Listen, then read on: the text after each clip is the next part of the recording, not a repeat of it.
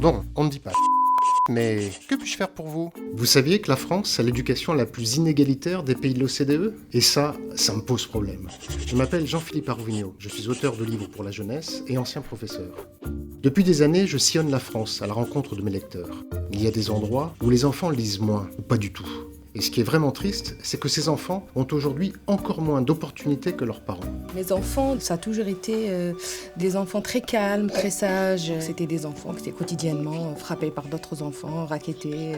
Sarah, apparemment, je dois voir la maman parce qu'elle a un petit souci de santé. Elle s'est fait tabasser. Ouais, elle s'est fait tabasser, elle est en urgence. C'est un traumatisme. Pourquoi t'es contente d'être ici?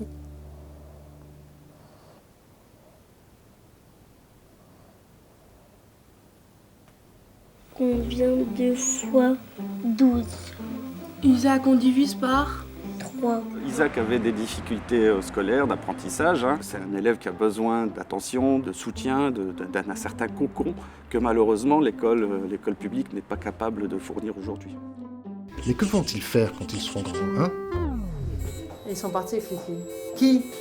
Des jeunes qui sont passés et qui sont... Je les ai pas vus. On Les était tout jeunes. en haut? Ils ont volé les clés? Oui. Sincèrement, j'ai peur de la mauvaise influence parce que déjà j'ai vu mon garçon qui a commencé à imiter ses copains. C'est ça.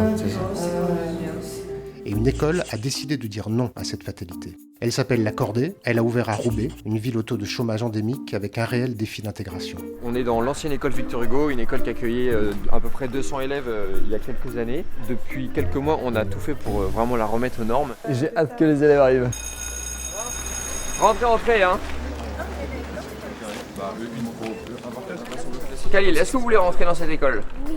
C'est bien. On a chacun entendu votre petite voix dire oui, ça veut dire je m'engage. Et les parents ont répondu je donne ma confiance, ça veut dire qu'on va travailler main dans la main avec vos parents. La Cordée fait partie de la fondation Espérance Banlieue. Son ambition?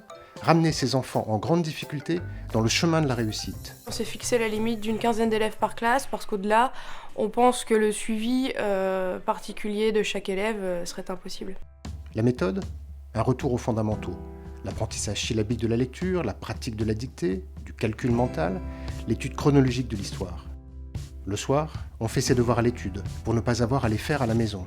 Et chaque élève a un cahier dans lequel il note ses progrès et ce qu'il doit encore travailler. J'ai écrit des livres, j'ai essayé de faire comme vous, j'ai pas réussi vraiment. Mais oui, il est chez moi et peut-être je vais essayer de le ramener. Tu me l'apportes, comme ça on regardera ensemble et puis je pourrais te donner des conseils. Au cours Alexandre Dumas, la première école de la Fondation Espérance Banlieue, les 8 élèves en grande difficulté scolaire qui ont été accueillis sont aujourd'hui revenus dans le cursus normal. Les élèves retrouvent le plaisir d'apprendre, ils ne sont plus absentéistes, ils arrivent à l'heure et ils se sentent à nouveau considérés et suivis. La Cordée et la Fondation Espérance Banlieue réussiront-elles leur pari? Préparez-vous pour le prochain épisode. Au fait, la Fondation Espérance Banlieue est financée essentiellement par des dons. Les parents participent aux frais de scolarité, mais peu. Votre aide est nécessaire. Un élève de la Cordée coûte moins cher que dans le public. Nous avons besoin de vous pour avancer. Cliquez ici pour nous aider et partagez la vidéo.